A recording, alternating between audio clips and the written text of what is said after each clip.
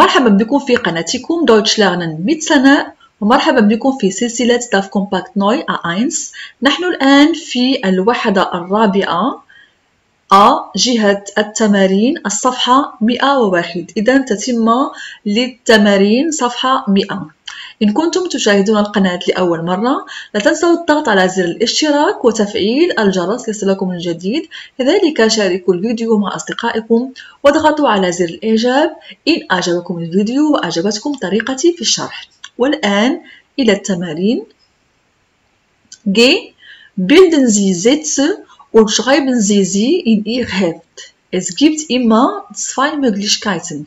إذا لدينا هنا في هذا التمرين جمل، إذا جمل مباشرة يجب أن نكتب الجمل في الترتيب الصحيح. إذا لدينا إمكانيتان لكتابة الجملة. نأخذ المثال الأول. Nummer 1. Lange Meetings. Oft besuchen Sie muss. إذا الاقتراح الأول أو الإمكانية الأولى Sie muss oft lange Meetings besuchen. الإمكانية الثانية Oft muss sie lange Meetings besuchen. إذا لاحظوا معي أن الفعل يكون دائما في الموقع رقم 2 verb müssen والفعل الثاني في الجملة يكون في آخر الجملة في صيغة المصدر besuchen.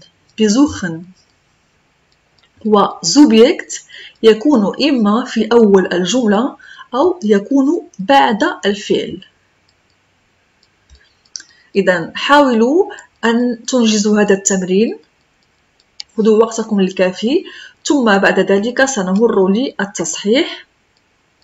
تصحيح Korrektur Satz Nummer 2. Muss am Sonntag arbeiten. Am Sonntag muss arbeiten.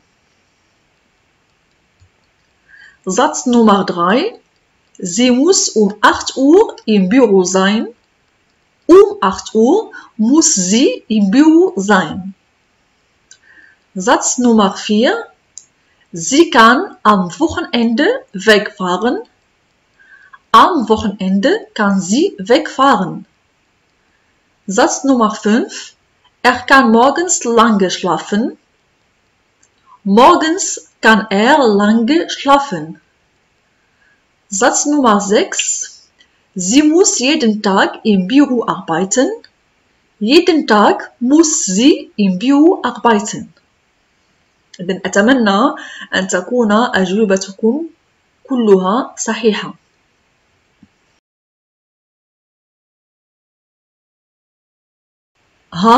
Markieren Sie das Subjekt und ergänzen Sie die Regel. Was fällt auf؟ إذا الآن سنكتب القاعدة.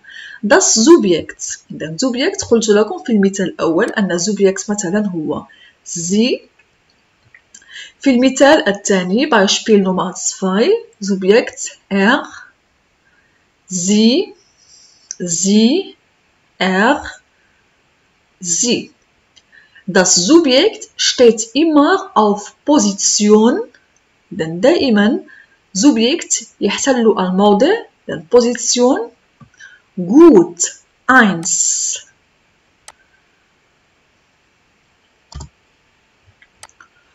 oder nach dem Verb أو يكون بعد الفعل. لاحظوا معي في هذا المثال Subjekt وراء الفعل nach dem Verb.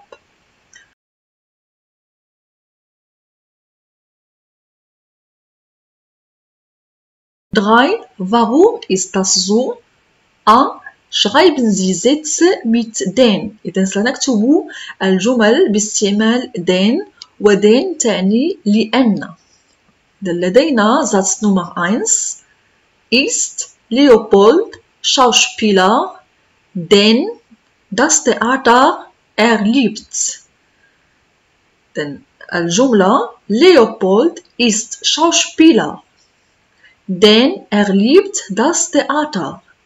Leopold هو ممثل لأنه يحب المسرح denn liebt das Theater.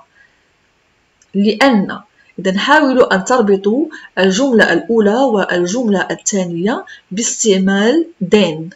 إذا خذوا وقتكم الكافي، ثم بعد ذلك سنمر للتصحيح. Korrektur. Satz Nummer 2. Braucht nicht sehr gern, denn muss oft lange warten. Satz Nummer 3. Mag seinen Job, denn spielt gern andere Menschen. Satz Nummer 4. Leopold und Beatrice leben gern in Schwäbisch Hall, denn sie haben hier viele Freunde. Satz Nummer 5. Beatrice liebt ihre Arbeit, denn sie kann kreativ sein. Satz Nummer 6.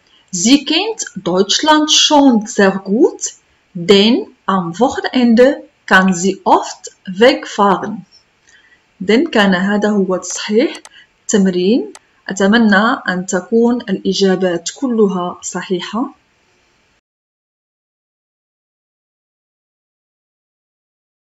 تابعوا معي هنا في الجانب. Vor den und aber steht ein Komma. قبل den وتعني لأن. aber وتعني ولكن. إذن قبل لأن ولكن توجد دائما فاصلة. نضع فاصلة قبل لأن وقبل لكن. B. Was passt? Verbinden Sie die Sätze mit und, oder, den und aber. إذا الآن سنربط هذه الجمل مع بعضها البعض باستعمال و أو لأن ولكن. نأخذ مثال أول. Satz Nummer 1. Wir gehen ins Theater und wir gehen in die Oper. إذا في هذه الجملة أداة الربط الصحيحة هي und. إذا حاولوا أن تقرأوا هذه الجمل وتجدوا أداة الربط المناسبة لكل جملة. إذا خذوا وقتكم الكافي، ثم بعد ذلك سنمر للتصحيح. Korrektur. Satz Nummer 2. Am Sonntag schläft sie lange, denn sie muss nicht arbeiten. إذا أداة الربط هي den وقبل den توجد هنا فاصلة. Satz Nummer 3. Spricht Portugiesisch, aber spricht kein Spanisch. إذا أداة الربط aber وقبل aber نضع كوما فاصلة. Satz Nummer 4. Haben Sie Fragen oder ist alles klar? Oder oh. Satz Nummer 5. Ich nehme den Tafelspitz und ich nehme einen Salat. أداة الربط und لا نضع قبلها فاصلة. Satz Nummer 6. Wir kochen Spaghetti oder wir gehen in ein Restaurant. Satz Nummer 7. Sie spricht Spanisch und Englisch und sie lernt Deutsch. Denn أداة الربط هي und. D. Markieren Sie die Wiederholung in den Sätzen aus 3c und streichen Sie die Wiederholung im zweiten Satz. Welche Sätze kann man kürzer schreiben? الآن ستعودون للتمرين 3b وستسطرون أو ستحددون الكلمات التي كررت، يعني سنسطر على التكرار، ثم بعد ذلك سنمر للقاعدة. Sätze mit und oder. Subjekt im ersten und zweiten Hauptsatz sind identisch. إذا الجمل التي تكون فيها أداة الربط هي und وكذلك الجمل التي تكون فيها أداة الربط هي oder أو. إذا subject identisch يعني لا يتغير، يعني هو واحد متشابه، يكون لدينا نفس subject في الجملة الأولى وفي الجملة الثانية. Man kann den Satz verkürzen. إذا يمكن أن نقصر أو نصغر هذه الجملة، يعني نختصرها ونحذف التكرار. setze mit aber. إذن الجمل التي تكون فيها أداة الربط هي aber وتعني ولكن. Subjekt und Verb im ersten und zweiten Hauptsatz sind identisch. إذن في الجملة الأولى وفي الجملة الثانية لدينا نفس Subjekt ونفس الverb. Man kann den Satz verkürzen. إذن نستطيع أن نقصر أو نصغر هذه الجملة أو نختصرها، يعني سنحذف التكرار. Sätze mit kann man nicht verkürzen. إذن الجمل التي بها أداة الربط لا نستطيع أن نقصرها أو نصغرها. إذن نتحدث هنا عن den Sätze mit den. إذن الجمل التي تكون فيها أداة الربط هي den kann man nicht verkürzen. إذن هنا في هذا الفراغ ستعودون للتمرين 3B وستعيدون كتابة الجمل التي يمكن أن نختصرها أو نصغرها. مثلا لدينا الجملة Wir gehen ins Theater oder in die Oper. إذن الجملة هي Wir gehen ins Theater oder wir gehen in die Oper. لدينا هنا نفس Subjekt wir ونفس الverb gehen. إذن سنحذف الزوبجكت والverb في الجملة الثانية وسنقتصر فقط على Subjekt والverb في الجملة الأولى لأنهما متشابهان، يعني نفس Subjekt ونفس الverb. Wir gehen ins Theater oder in die Oper. إذن حاولوا أن تعودوا لهذا التمرين وتنجزوا الجمل التي يمكن أن نحذف التكرار منها. إذن خذوا وقتكم الكافي ثم بعد ذلك سنمر للتصحيح. Korrektur, Satz Nummer 3. Er spricht Portugiesisch aber kein Spanisch. إذن في هذه الجملة حذفنا er spricht من الجملة الثانية لأن Subjekt und Verb sind identisch. Satz Nummer 5. Ich nehme den Tafelspitz und einen Salat. إذن حذفنا ich nehme. إذن ich nehme مكتوبة في الجملة الأولى ومكتوبة في الجملة الثانية. إذن لكي نتفادى التكرار سأحذفها من الجملة الثانية. Satz Nummer 6. Wir kochen Spaghetti oder gehen in ein Restaurant.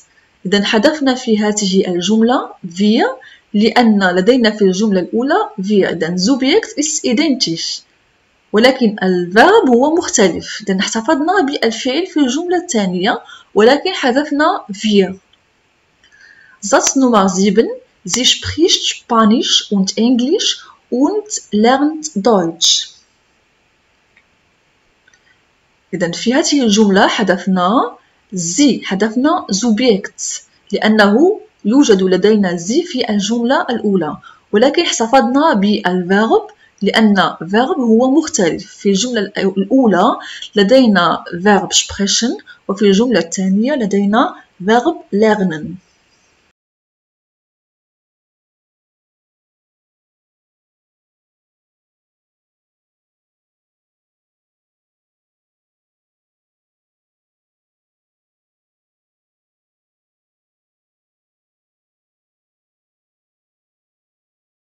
إذا نكتفي بهذا القدر. أنجزنا جميع تمارين الوحدة 4A. نلتقي في فيديو قادم إن شاء الله ونمر ل B جهة الدروس. إلى اللقاء.